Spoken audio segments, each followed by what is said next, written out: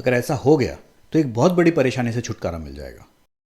Uranium एक metal है जो न्यूक्लियर एनर्जी बनाने में एक बहुत इंपॉर्टेंट रोल प्ले करता है। न्यूक्लियर रिएक्टर्स में एज अ फ्यूल यूरेनियम को यूज किया जाता है क्योंकि ये रेडियो एक्टिव होता है, बट ये बहुत ज़्यादा टॉक्सिक होता है। थोड़ा एक्सपोजर भी काफ़ी हार्मफुल होता है सबके लिए, चाहे वो इंसान हो या जानवर। बट इसका यूज़ करना भी एक मजबूरी है। यूरेनियम मिट्टी के साथ मिला हुआ पाया जाता है, तो इसके एक्सट्रैक्शन के लिए उसकी माइनिंग की जाती है, और इन माइंस के आसपास से यूरेनियम पानी में डिजोल्व होकर किसी वाटर रिसोर्स में पहुंच के उसे पोल्यूट कर सकता है। और क्योंकि ये हाईली टॉक्सिक होता है तो काफ़ी सारे एरियाज में एक बहुत बड़ी परेशानी बनी हुई है। बट इसका एक सोल्यूशन निकल के आया है, और वो भी उसी पानी में से जिसमें यूरेनियम डिजोल्व होता है।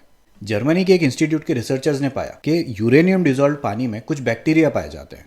उन रिसर्चर्स ने जर्मनी की एक यूरेनियम माइन से 2000 फीट की डेप्थ से पानी का एक सैंपल लिया। अब ऑब्वियसली उस पानी के अंदर यूरेनियम भी था और वो बैक्टीरिया भी। इतनी गहराई में ऑक्सीजन ना के बराबर होती है, तो लैब में एक्सपेरिमेंट के लिए भी उन्होंने एनवायरनमेंट को ऑक्सीजन फ्री रखा।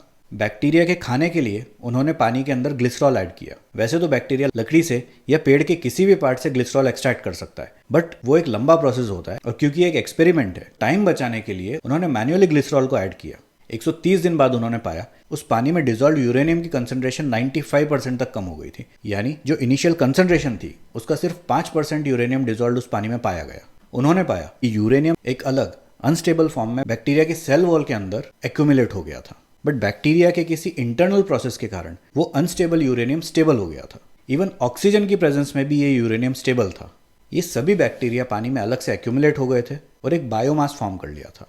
इस तरह से डिजोल्व यूरेनियम का मैक्सिमम परसेंट एक तरीके से अलग हो गया था। हालांकि ऐसा नहीं था कि पानी बिल्कुल साफ हो गया, उसमें काफ़ी सारे हेवी मेटल्स डिजोल्व थे, बट सबसे बड़ी समस्या जो यूरेनियम की थी वो अलग होकर एक्यूमुलेट हो गया था। अब ये स्टेबल फॉर्म का एल्यूमिनियम है, तो ये वापस पानी में डिजोल्व होकर किसी दूसरे वाटर बॉडी को पोल्यूट नहीं करेगा। ये पानी से डिजोल्व यूरेनियम को अलग करने का सस्ता और सरल उपाय मिल गया है, होपफुली। हालांकि रिसर्चर्स के अनुसार कुछ और चीज़ें हैं जिनके बारे में पढ़ना और रिसर्च करना भी बाकी है, बट यूरेनियम की एक बड़ी टॉक्सिसिटी से अब काफ़ी लोग और जानवर बच पाएंगे।